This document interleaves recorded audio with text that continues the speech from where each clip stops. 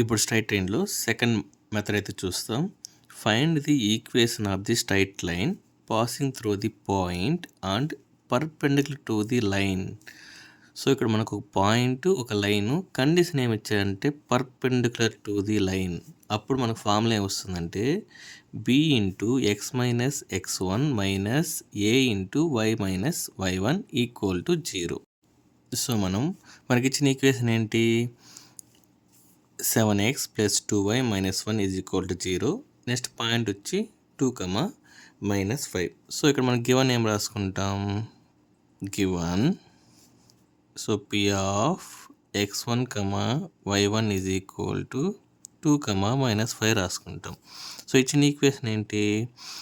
ax1 plus by1 plus c is equal 0 ఫార్మాట్లో ఉంది. So మనకి ఇచ్చిన equation 7x1 plus 2y1 plus minus 1 is equal to 0. అంటే దీని నుంచి a is equal to 7, b is equal to 2, c is equal to -1 అని మనకు క్లియర్గా తెలుస్తుంది. సో మనం ఇక్కడ ఈ ఫార్ములాలో మనం సబ్స్టిట్యూట్ చేస్తాం. ఏ ప్లేస్లో ఏ, బి ప్లేస్లో బి, ఇక్కడ సి అయితే మనకు అవసరం లేదు. సో ఇక్కడ x1, y1 ఉంది కదా, సో ఈ వాల్యూ సబ్స్టిట్యూట్ చేస్తాం. అప్పుడు ఏమొస్తుంది మనకి? ఫస్ట్ బి కదా, బి వాల్యూ వచ్చి 2, నెక్స్ట్ వచ్చి ఎక్స్ యాస్టీస్ ఎక్స్ అట్టే రాసేయండి. x1 అంటే మనకి ఇచ్చిన వాల్యూ ఏంటి? 2 అనమాట. సో ఆ 2 అనేది మనం యాస్టీస్ రాసేయండి. మళ్ళీ మైనస్ ఇక్కడ వచ్చి 7 ఉంది, ఏ వచ్చి, సో +7 కాబట్టి యాస్టీస్ అట్టే రాసేయండి. నెక్స్ట్ y మైనస్, మళ్ళీ ఇక్కడ y వచ్చి -5 ఉంది, ఇక్కడ మైనస్ ఇంటూ మైనస్ ఏమవుతుంది? ప్లస్ అవుతుంది. సో నేను మీకు నెక్స్ట్ స్టెప్లో రాస్తాను, ఓకేనా? Again equal to 0. నేను జస్ట్ ఈక్వేషను ఒక పాయింట్ పర్పెండిక్యులర్ అయితే ఈ ఫార్ములా అయితే అప్లై చేసి ఇక్కడ సబ్స్టిట్యూట్ చేశాను. సో మనం దీన్ని ఎలా రాసుకోవచ్చు? 2 into x minus 2 minus 7 into ఇది y plus 5 is equal to 0. So ఇది మనకి ఏమొస్తుంది?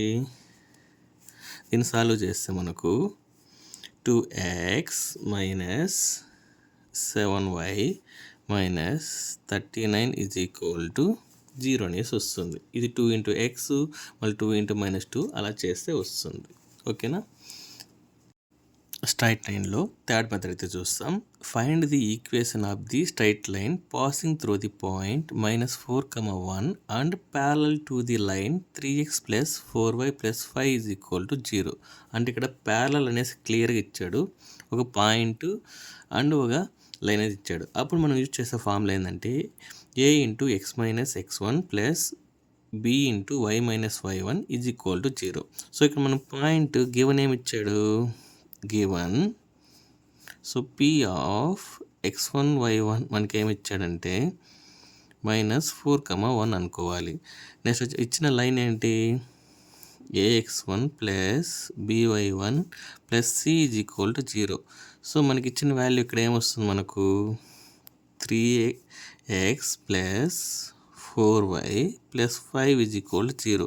దీని నుంచి a is equal to 3, b is equal to 4 and c is equal to 5 అని మనకు క్లియర్గా తెలిసింది. జస్ట్ దీన్ని ఇక్కడ సబ్స్టిట్యూట్ చేసేయండి.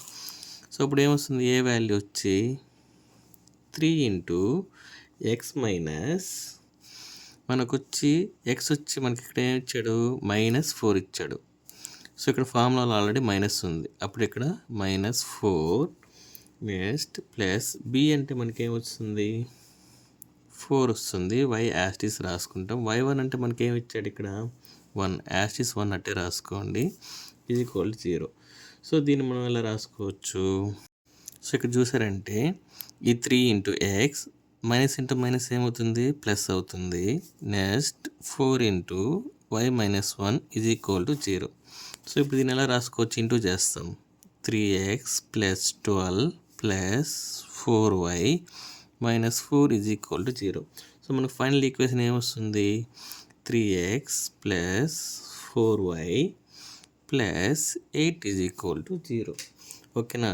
జస్ట్ మనకు అక్కడ కండిషన్ అయితే మనం ప్రాపర్గా చూసుకోవాలి, ప్యారలల్ ఉందా, పర్పెండిక్యులర్ ఉందా అనేసి. ఇలా రాస్తే మీకు 3 మార్క్స్ అయితే వస్తుంది.